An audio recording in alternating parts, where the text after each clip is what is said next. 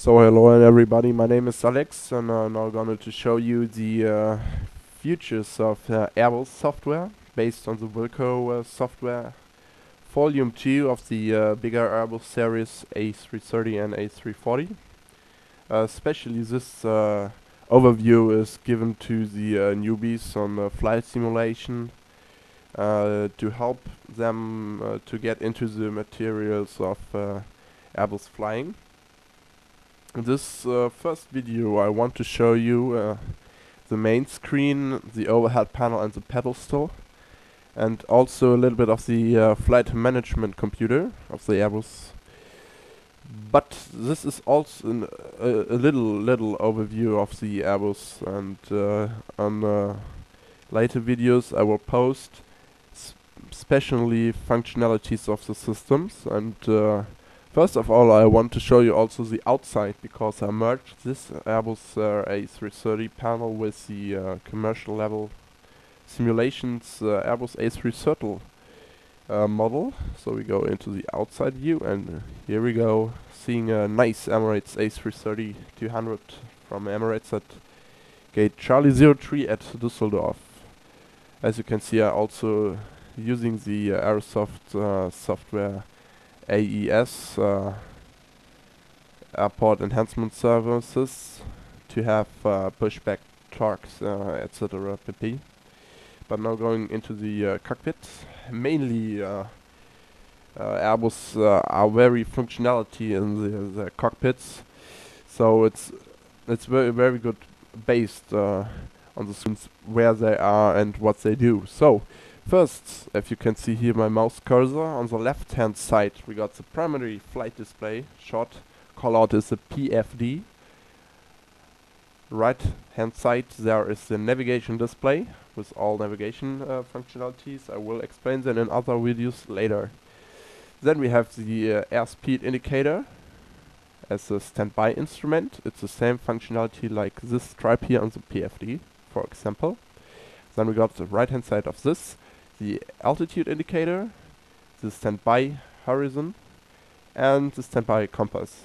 This group here are the standby instruments, helping you if the main systems are failing out.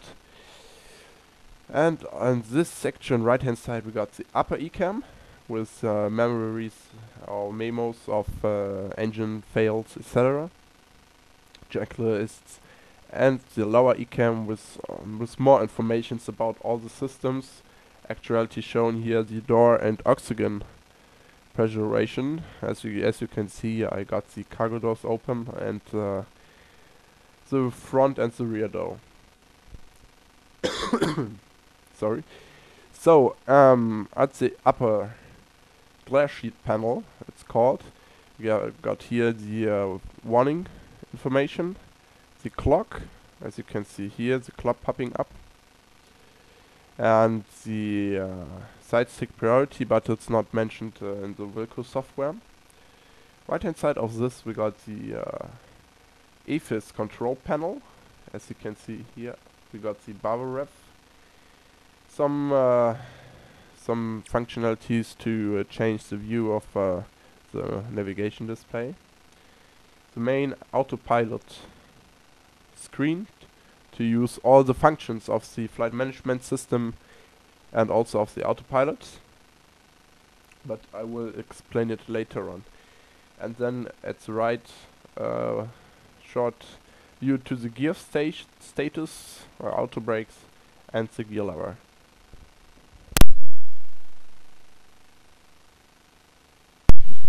So if you go up with the combination of Shift 4, we're entering the overhead panel, and also this is the future of all the Airbus planes, that the overhead panel always the same and always very structured. As you can see here at the lower overhead panel, we got the light sections with all the exterior lights. As you can see here, the strobe lights, beacon lights, they are set for the normal status at the gate. Right hand side, the APU, as you can see, it's on and available. Some internal internal lights and seatbelt signs, etc. And that's the main feature of the Airbus overhead systems. You got here the basis of each sections. As you can see here, it's the air section with all the control features you have to control the air system, include the aircraft. Above there is the electrical panel, the fuel panel, and the hydraulic panel, and also the fire panel, which are not simulated by the Wilco. I have to say that I'm really waiting for the air simulations of the Airbus A320 and also later on the 330, 340 add-on.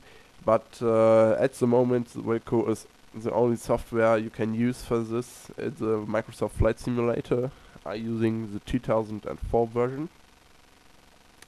But you can here get a main overview of the systems which you need to fly an Airbus in a flight simulator, like and also after real operations. Each of these sections are for the section itself, so you control with the electrical panel only electrical things. For example, I can here switch on the external power, but this is not influencing the APU bleed or the APU themselves. It's only for this electrical state in the aircraft. So I'm not gonna now disable it. As you can see then here on the left hand side we got the IRS, APU, fire, flight controls, systems, and many more, GPVS, it's a ground proximity warning system, calls for outside or for the flight attendants, but also it's not simulated here from Wilco. On the right hand side we got standby radio unit, flight controls for each sections, and also here are some switches.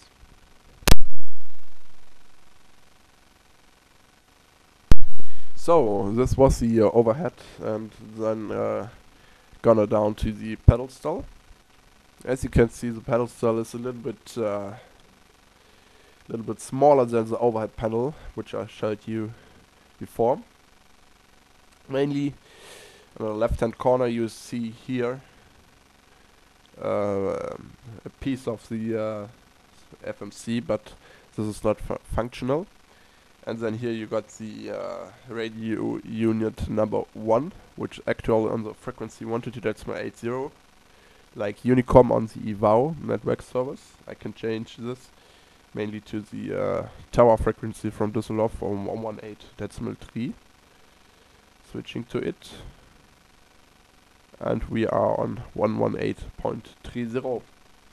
Also here you can set anything. Fluid light, turn on, turn off. The not simulated weather radar. The ground spoilers, I can arm it or let it go out. Setting it to the normal status. The engine start selector. The third FMC.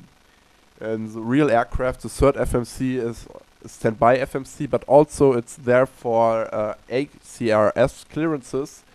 For example, if you want to pass over the North Atlantic, you have to get a clearance from Oceanic or Gander to fly over the Atlantic, and this clearance you can get over the ACRS satellite connection in this FMC. If you want, you can buy from World Air Routes the cockpit DVD, Corsair Fly Boeing 747-400, to get an overview